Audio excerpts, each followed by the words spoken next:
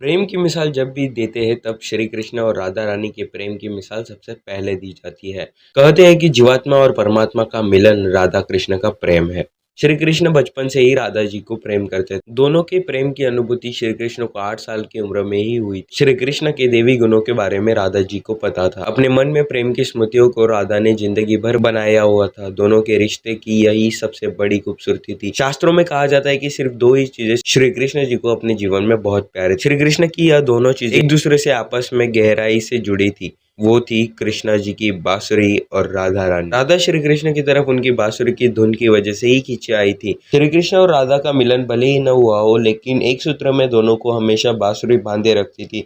श्री कृष्ण के हर चित्रण में बांसुरी हमेशा होती है। राधा के प्रति कृष्ण के प्रेम का प्रतीक बांसुरी है। कई अलग अलग विवरण राधा से जुड़े हुए हैं, लेकिन एक ऐसी प्रचलित कथा आज हम आपको सुनाने जा रहे हैं।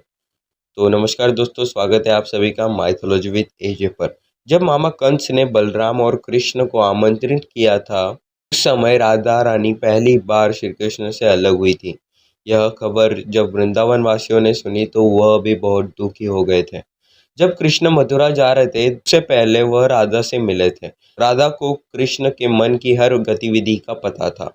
श्री कृष्ण ने राधा को अलविदा कहा और फिर दोनों दूर हो गए। राधा से कृष्ण ने वादा किया था कि वह वापस जरूर आएंगे, लेकिन राधा रानी के पास श्री कृष्ण वापस नहीं आए। हालांकि रुक्मिणी जी से श्री कृष्ण जी की शादी भी हो गई थी। श्री कृष्ण को पाने के लिए रुक्मिणी ने कई तरह के जतन किए थे। अपने भाई के खिलाफ रुक्मिणी ने श्री कृष्ण से शादी की थी। श्री कृष्ण से जिस प्रकार राधा प्रेम करती थी, उसी तरह रुक्मिणी भी करती थी। श्री कृष्ण को रुक्मिणी जी ने एक प्रेम का पत्र भेजा था, जिसमें लिखा था कि वह उन्हें आकर यहाँ से ले जाए। उसके बाद रुक्मिणी जी के पास कृष्ण गए और शादी कर ली। वृंदावन जब कृष्ण ने छोड़ दिया था, तब से ही राधा का वर्णन कम हो गया। जब अंतिम बार राधा और कृष्ण मिले, तब कृष्ण ने राधा से कहा था कि वह उनसे भले ही दूर हो जाए, लेकिन कृष्ण के मन में हमेशा राधा और कृष्ण एक साथ रहेंगे। उसके बाद मथुरा जाकर कृष्ण ने कंस और बाकी राक्षसों को मार अपना काम पूरा किया। उसके बाद कृष्ण द्वारिका चले गए। प्रजा की रक्षा करने के लिए बाद में उन्हें द्वारकाधीश के रूप में जाना लगा। जब वृंदावन से कृष्ण गए तो अलग ही मोड़ राधा की जिंदगी ने ले लिया था। एक यादव से राधा की शादी हो गई थी। अपने दाम्पत्य जीवन की सारी रस्में राधा ने पूरी की थी और वह बूढ़ी भी हो गई थी, लेकिन कृष्ण के लिए ही उनका मन तब भी समर्पित था। वही अपने दैवी कर्तव्य श्री कृष्ण ने भी निभाए थे। राधा जब अपने सारे कर्तव्य से मुक्त हो गई, तब वह अपने प्रियतम कृष्ण से अंतिम बार मिलने पहुंची।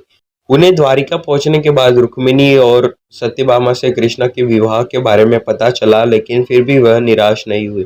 राधा से जब श्री कृष्ण मिले तब वह भी बहुत खुश हुए थे। एक दूसरे से दोनों ने संकेतों में काफी देर तक बात की थी। कान्हा की नगरी द्वारिका में राधा को कोई नहीं जानता। कृष्ण ने महल में राधा को देविका के रूप में उनके अनुरोध पर नियुक्त किया था। महल में दिन भर राधा रहकर सारे काम करती थी। जब राधा को मौका मिलता था तब वो कृष्ण के दर्शन करती थी।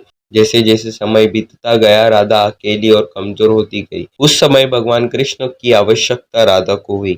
भगवान श्री कृष्ण अंतिम समय में राधा जी के सामने आए। श्री कृष्ण जी ने राधा को उनसे कुछ मांगने के लिए कहा, तब राधा ने उन्हें इनकार कर दिया। दोबारा श्री कृष्ण जी के अनुरोध पर राधा ने उनसे अंतिम बार एक बांसुरी बजाने को कहा।